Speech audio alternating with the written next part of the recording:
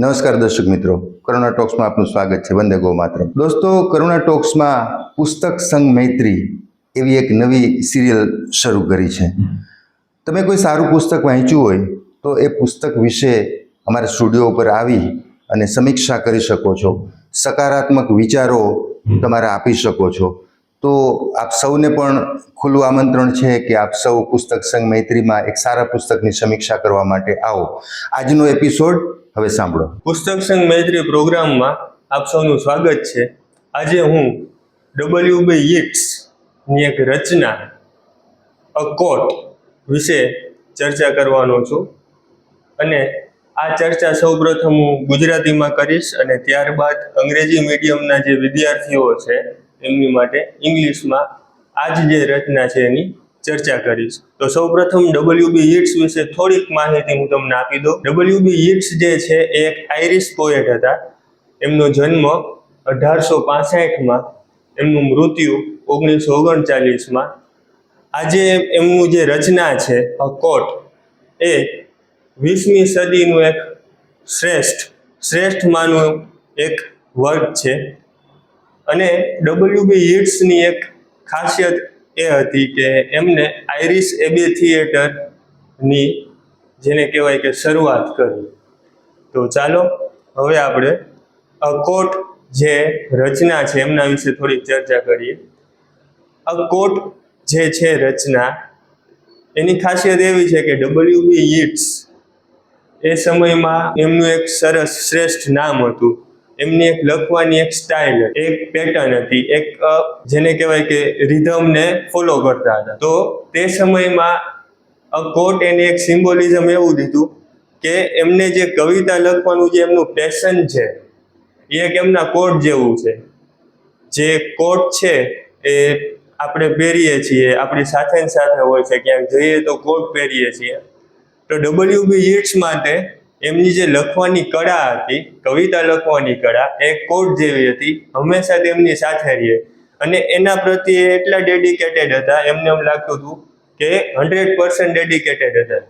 પણ આ કોટ જે છે કોટ એ લખવાનું કારણ એવું હતું કે એમને લાગતું હતું કે એમનો કોટ કોકે લઈ લીધો. આ એક સિમ્બોલિક મિનિંગ છે કે એમનો કોટ કોકે લઈ લીધે છે એમની પાસેથી. મતલબ એમના જે એની સાથેના જે કન્ટેમ્પરરી અમુક જે રાઇટર્સ હતા, ઓથર્સ હતા, એ લોકોએ W.B. Yeatsની નકલ કરવાની ટ્રાય કરી. W.B. Yeats જે પેટર્નથી લખે એ પેટર્નથી લખવાની શરૂઆત કરી. એટલે W.B. Yeatsએ સામે એક પ્રકારે રિસ્પોન્સ દીધો કે અમુક વ્યક્તિઓ મારી નકલ કરે છે પણ મારી ઓરિજિનાલિટી છે એ તો મારી જ છે. ઘણી વખત આપણી સાથે એવું થતું હોય છે કે કોઈ પણ કામ આપણે કરીએ, આપણી પેટર્ન જે હોય તો અમુક લોકો છે એમની નકલ કરે અને એમની નકલ કરી અને આગળ વધવાની ટ્રાય કરે. પણ W.B. Yeatsએ આ પોયમમાં એક મસ્ત મજાની વાત કરી છે કે જે લોકો આ પેટર્ન ફોલો કરે છે, મારી જે કળા છે એમની નકલ કરે છે, તો એમાં એમનું શું? એમનું નામ તો થયું નહીં, પોતાનું તો કાંઈ છે નહીં. મારું છે એની નકલ કરી અને આગળ વધે છે. તો એટલા માટે એમને કીધું ફૂલ્સ, એક શબ્દ વાપરો, ફૂલ, મૂર્ખ, કે એ બધા શું કરે છે? મારી નકલ કરે છે, પોતા પાસે કાંઈ આવડત છે નહીં. અને આ વસ્તુને જેને કહેવાય કે થોડીક એવોઇડ કરી અને એક સામે છેલ્લે એમ કહે છે કે કોટ મારો છે, કોટ છીનવાનો, પણ હું તો એમને એમ જ છું ને.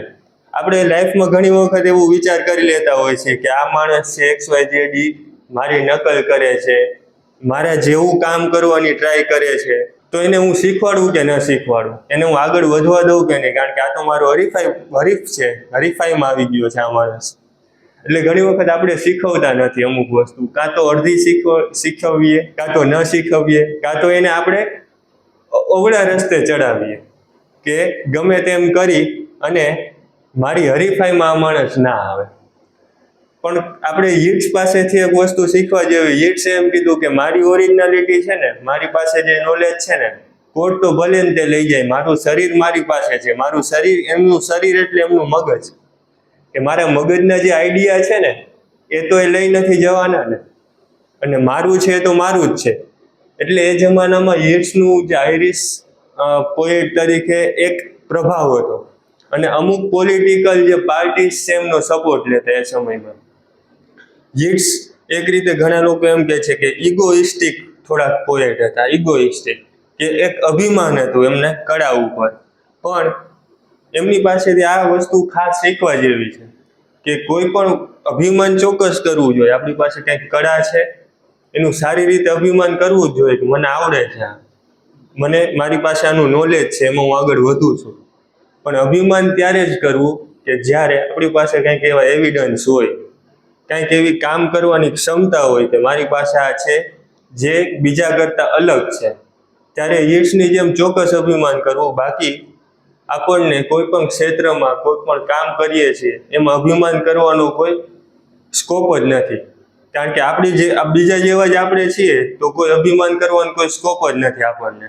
પણ યીટ્સની જેમ જો અભિમાન કરવું હોય તો કંઈક એવી અલગ કળા હોવી જોઈએ, અને કળા હોવા પછી જ્યારે કોઈક નકલ કરે ત્યારે એને અવોઇડ કરી અને આપણું કામ આપણે આગળ કરી શકીએ તો યીટ્સની જેમ થોડો ઘણો આપણે પણ ઈગો કરવો જોઈએ. હવે it's time to switch my language from Gujarati to English. Today I am going to share some information on W.B. Yeats, a quote.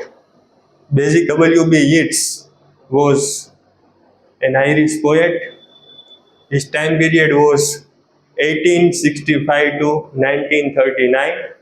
A quote was written in 20th century, and W.B. Yeats had found Irish Abbey Theatre. Basically, in this poem, a quote is a symbolism of Yeats' skill, Yeats' writing pattern, and his art. In this poem, W.B. Yeats has answered or such contemporary writers that you have tried to copy my writing pattern, my style, but you are fake, you are not original, because you have tried to borrow my quote, but my mind is with me, I have my own mind. So basically Yeats has given a motivation that if you are complete in your art, if you are proper, if you are perfect in your art, then no one can stop you. At that time, some contemporary writers had tried to copy Yeats' writing pattern, but Yeats thought that they are copying me, they are not original. So what do they have? Like, they are not original, so why should I care that they have borrowed my quote? In this era, in 21st century, in this era, sometimes we are habituated with thinking that XYZ is copying me, so how can I overcome or how can I stop him? But as per Yeats, you don't have to stop XYZ, but you have to work in your area, and you have to give some time, you have to spare some time in your art. If you spare it, then once you will get a concrete result. And a single thing which should learn from Yeats, that work in your area, don't care about others, don't observe others that they are copying. And some people are saying that Yeats was egoistic author, and he was politically supported, and so on and so forth. But Yeats can be egoistic because he doesn't care about others. He only and only cares about his art. So he taught us that you have to care about your business, not others. If you care about your business, then copycats are not chasing you, or they don't chase you, because you have your own mind, you have your own ideas, and you are original. So don't be afraid of copying. Work as per your caliber and ability, then you can also be like Yeats. And if you have to be egoistic in your work, then you should have such different skill, different knowledge, different style in particular area of your interest. Because if you are similar to others, then you cannot be egoistic and you cannot say that I am something in my area. I have achieved such things. But if you are original and no one can copy your ideas, because words are nothing, words can be copied, but the main thing is your idea, your view, your art of observing something. If you are different in it, then you can also be egoistic like Yeats.